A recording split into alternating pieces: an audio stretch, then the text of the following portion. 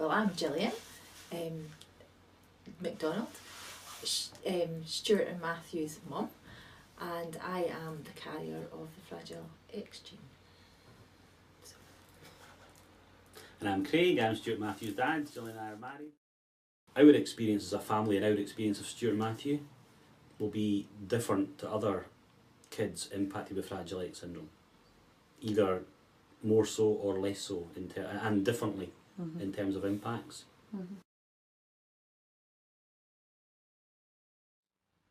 We lead probably a pretty typical, whatever that is, life, despite the challenges, if you like, that we've got with Stuart and Matthew. We try not to do things just because of the way they are. Stuart and Matthew are twins, identical twins, who look very much like the Proclaimers. So I think they could have a good chance of a double act as they grow up. Like Craig said, they're 17, soon to be 18. We discovered that they had Fragile X when they were 10, which I think at the time was really an answer to why they were the way they were. That was all quite sort of slow to achieve these milestones. And everybody that we spoke to just sort of said that they were boys and they were twins, they were premature and they were lovely, which they were. Yeah.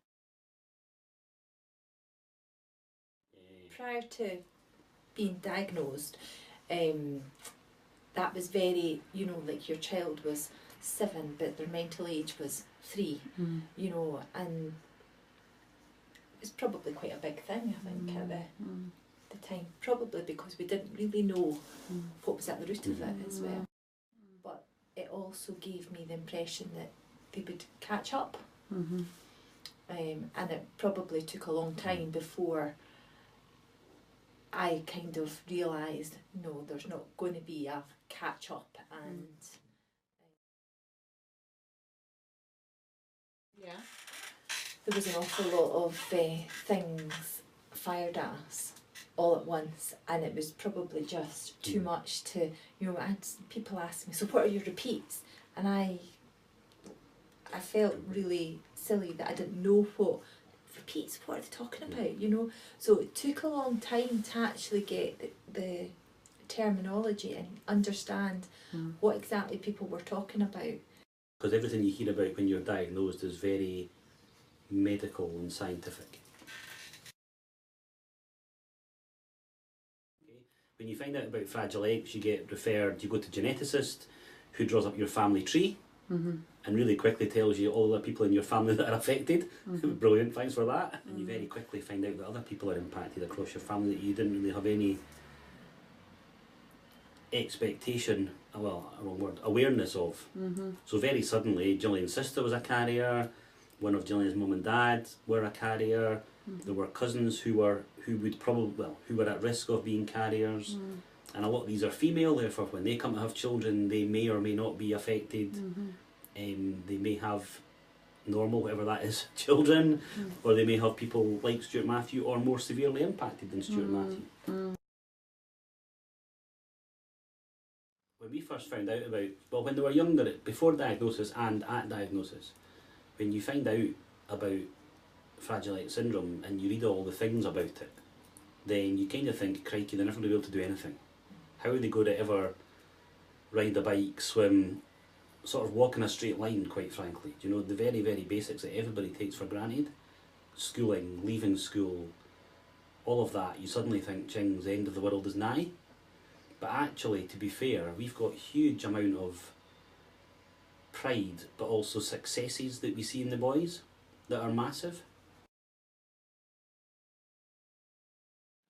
Things like concentration, anxiety, restlessness, eye contact, but different eye contact to autistic eye contact. Stuart Matthew's biggest challenge is learning, a learning disability, and the inability to read and write. behaviourally, Stuart and Matthew aren't that challenging. If anything, actually, the challenge about Stuart and Matthew's behaviour, I would say, is they're over-friendly. And therefore, when they were younger, there was a kind of risk of they would speak to anybody, actually. So when you were having the kind of don't speak to stranger conversation, that was really hard for Stuart and Matthew, because that's kind of their nature, they'll speak to anybody. But we did have a challenge last year when they were walking to and from school with another child who had some issues, but he was bullying the boys. But we didn't actually find out about this from the boys, and that in itself, then trying to get them to, well, don't walk with him, walk another way, walk another route. That was really, really difficult to try and get them to do, because they just want to be everybody's friend.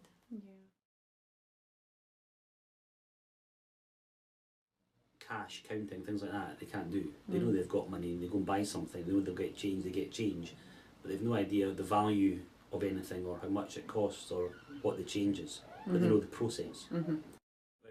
That when something goes wrong, their ability to manage that situation is, Fragile X, not good, because they can't manage such a sudden change. School holidays is another challenging time where, when are we going back to school, or when do we finish school, and then when do we finish holiday? You've got 2 weeks off, or you've got 6 weeks off. They have no concept of time, so therefore they don't know that. One of the big things that we were really, really keen on at primary school was that Stuart and Matthew were not in a different school. They were in a split placement, because that worked for them, learning support versus the local school. But it was important. Stuart and Matthew's strengths were about peer interaction and sociability, that's a word, social interaction and friendliness and local town, all that, and that was really important to keep. Primary 5, 6 and 7, they were up and on a bus for 7:30 in the morning. A taxi bus. A minibus came to the house and collected them, and then they were back in people's for lunch. Now, it was us that insisted they were back for lunch to be in with their peer group at lunchtime. And because Stuart and Matthew could behave in school and behave when they were in the classroom, they kind of maybe got bypassed quite a bit for the children who didn't behave. And one example that I can think of is one of the wee boys that went to school with the boys. He wasn't properly cared for. So because they shared the same support person, she was cleaning this other wee boy's teeth in the morning. So Stuart and Matthew then ended up getting their teeth cleaned twice, once at home and then once when they got to school. And then it took me a while to think, well, wait a minute, no, that's not the support that Stuart and Matthew need. I mean, we had tutors, like a tutor coming in twice a week, and looking back on it now, it was just an awful time, because they got quite stressed and they obviously felt that they probably couldn't do what they were being asked to do, so therefore that would maybe like come out as an anger, and sort of a lash out. And I remember having a conversation with one of the teachers that said, their brain is having to work so much harder just to be in school and to be for them to operate within the boundaries of school, that when they get home they just want to do chill and do nothing.